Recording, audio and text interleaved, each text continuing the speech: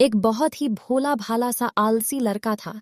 वह कोई काम नहीं करना चाहता था, बस खाना खाता, घूमता और सोते रहता था। एक दिन उसे किसी ने बताया कि एक आश्रम है जहां पर कुछ नहीं करना पड़ता है और हर दिन 2 समय का खाना और नाश्ता मिलता है। तुम वहां जा करके रहो। उस आलसी लड़के ने सोचा कि ये तो बहुत ही बढ़िया है और वह उस आश्रम में जाकर रहने को सोचा। और फिर वह भोला भाला आलसी लड़का अपना सारा सांसारिक जीवन छोड़कर उस आश्रम में जाकर रहने लगा। आश्रम में गुरुजी रहते थे। वह कुछ समय सबको प्रवचन देते हैं। वह आलसी लड़का सुनता था, बाकी समय आराम करता था और फिर भर पेट खाना खाकर सो जाता था। ऐसे ही उस लड़के का दिन गुजरता गया। एक दिन उस आश्रम में कुछ भी नहीं बना। नाश्ते के समय नाश्ता नहीं मिला। उसने सोचा, नाश्ता नहीं मिला, भोजन तो मिलेगा। अब भोजन के समय भी उसे भोजन नहीं मिला। लड़का द्वार करके गुरुजी के पास गया और उसने पूछा कि आज भोजन क्यों नहीं बना। गुरुजी ने कहा कि बेटा, आज एकादशी है और जितने भी आश्रम के सदस्य हैं उनका उपवास है और तुम्हारा भी आज उपवास है। आज भोजन नहीं बनेगा। वह लड़का आलसी था और उसे भूख भी बहुत लगती थी। उसने गुरुजी से बोला कि मैं उपवास नहीं रहूंगा, मुझे भूख लगी है, मैं खाना खाऊंगा। गुरुजी ने बोला, ठीक है, जाओ भंडारे में से सामान लेकर के आओ और आश्रम में नहीं बाहर ले जा करके बना लो। लेकिन याद रखना, भोजन बनाने के बाद सबसे पहला भोग भगवान को लगाना और फिर तुम प्रसाद पाना। वह लड़का बोला, ठीक है, और फिर अनाज लेकर नदी के किनारे पहुंचा। भोजन पकाने लगा, तैयार हुआ। उसके बाद कहने लगा कि भगवान श्री राम आइए, पधारिए, भोग लगाइए।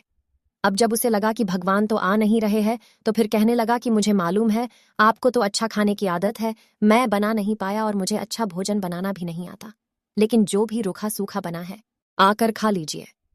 भगवान श्री राम उसकी सरलता पर बहुत ही प्रसन्न हुए और उस लड़के को दर्शन दे दिए। उसने देखा कि भगवान श्री राम आए हुए हैं और उनके साथ में माता सीता भी आई हुई है। लेकिन लड़के ने सिर्फ 2 लोगों के लिए ही भोजन बनाया था, एक अपने लिए और दूसरा भगवान के लिए। और अब क्योंकि भगवान के साथ माता सीता भी आई हुई थी, तो उसने उस भोजन को माता सीता और भगवान के सामने ग्रहण करने के लिए रख दिया। भगवान श्री राम और माता सीता ने भोजन किया और उसके बाद जब वह जाने लगे तो यह भोला सा आलसी सा लड़का बोला कि प्रभु आप आए, दर्शन दिए, बहुत अच्छा लगा। मुझे खाने को कुछ नहीं मिला, लेकिन कोई बात नहीं। लेकिन आपसे एक विनती है कि अगली बार जब आप आएंगे तो कितने लोग आएंगे ये बता दीजिए, ताकि मैं उतने लोगों के लिए भोजन बनाकर रखा रहा। भगवान श्री राम मन ही मन मुस्कुराए और फिर अंतर ध्यान हो गए। लड़का आश्रम गया, दिन बीतता गया और फिर एकादशी का दिन आया और इस बार उसने 3-4 लोगों के लिए अनाज लेकर के खाना बनाने के लिए नदी के किनारे पहुंचा और उसने बड़े प्रसन्नता से भोजन बनाया और इंतजार करने लगा कि प्रभु आइए और भोग लगाइए। इस बार लड़का देखता है कि भगवान श्री राम पूरा राम दरबार लेकर के आए हैं, जैसे माता सीता, लक्ष्मण, भरत, हनुमान जी और सभी लोग आए हैं। लड़के ने 3-4 लोगों का भोजन बनाया था और इस बार भी भोजन कम पड़ गया। लड़के ने निराश होकर भोजन को प्रभु के आगे रख दिया। उन्होंने भोजन किया और फिर चले गए और इस बार भी लड़का फिर से भूखा रह गया। अब लड़का फिर आश्रम गया। दिन बीतते गए और फिर एकादशी का दिन आया और इस बार गुरुजी से कहने लगा कि गुरुजी, मुझे इस बार थोड़ा ज्यादा अनाज चाहिए। गुरुजी सोचने लगे कि यह इतना सारा अनाज का करता क्या है, कहीं इसे बेचता तो नहीं है। फिर उन्होंने कहा कि ठीक है, भूख से परेशान रहता है। लड़के ने कहा कि नहीं गुरुजी, मैं भूख से परेशान नहीं रहता हूं, प्रभु के साथ बहुत लोग आते हैं, उनको भी तो भोजन कराना पड़ता है। गुरुजी को लगा कि लड़का पागल हो गया है, लेकिन गुरुजी ने सोचा कि चलो एक बार चलकर देखते हैं कि लड़का इस अनाज का करता क्या है।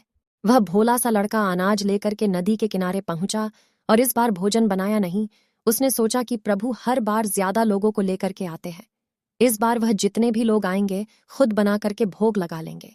और फिर प्रेम से प्रभु को बुलाने लगा। गुरुजी ये सब छुपकर देख रहे थे कि ये भोजन तो बनाया नहीं और प्रभु को बुला रहा है। लेकिन लड़के ने देखा कि इस बार प्रभु के साथ बहुत से लोग आए हुए हैं, तो उसने प्रभु के सामने हाथ जोड़ करके कहा कि प्रभु माफ करना, आप बहुत सारे लोग आते हो, मुझे संख्या पता नहीं होती है और मेरी हिम्मत भी नहीं होती है कि इतने सारे लोगों के लिए भोजन बनाऊं। आप स्वयं आइए, बनाइए, खाइए और भोग लगाइए। प्रभु मुस्कुराते हैं और अपने साथ आए सभी लोगों के साथ मिल करके भोजन बनाते हैं। गुरुजी ये सब छुप करके देखते हैं और फिर लड़के के पास आकर के कहते हैं कि तुम ये क्या कर रहे हो। लड़का कहता है कि गुरुजी, आपको दिख नहीं रहा है कि भगवान श्री राम पधार चुके हैं, माँ सीता आई हुई है, हनुमान जी आए हैं, और भी सभी लोग आए हुए हैं, भोजन बना रहे हैं। गुरुजी ने बोला कि पागल हो गए हो, मुझे तो कोई दिख नहीं रहा है। लड़का गुस्सा होकर बोला, प्रभु, आप ये क्या कर रहे हो? एक तो मुझे भूखा रखा है और गुरुजी को दर्शन नहीं दे रहे हो। आप मुझे पागल समझ रहे हैं। कृपा करके गुरुजी को दिख जाओ। भगवान जी बोले, नहीं, मैं इन्हें नहीं दिख सकता। लड़का बोला, क्यों नहीं दिख सकते? मेरे गुरुजी तो बहुत महान है, बहुत बड़े ज्ञानी और ज्ञाता है। भगवान जी बोले, हाँ, ज्ञानी और ज्ञाता हो गए, लेकिन तुम्हारी तरह सरल नहीं है। जो सरलता तुम में है वो तुम्हारे गुरुजी में नहीं है। लड़के ने ये बात गुरुजी से कह दी कि भगवान श्री राम कह रहे हैं कि आप में सरलता नहीं है, आप मेरी तरह सरल नहीं हैं, इसलिए आपको नहीं दिख सकते। गुरुजी की आंखें नम हो गई और रोने लगे कि और बोले कि बिल्कुल सही कहा, मेरे अंदर तुम्हारे जितना सरलता नहीं है। और फिर माफी मांगने लगे। फिर भगवान ने गुरुजी को भी दर्शन दिए। ये कहानी हमें सिखाती है कि जीवन में सरलता सबसे आवश्यक है। जितने सरल बने रहेंगे उतना ही जीवन में आगे बढ़ते चले जाएंगे। जब आप सरल होते हैं तो आप खुद भी मुस्कुराते हैं और दूसरों को भी मुस्कुराने की वजह देते हैं। इसलिए जीवन में सफल होने के लिए सरलता होना अति आवश्यक है।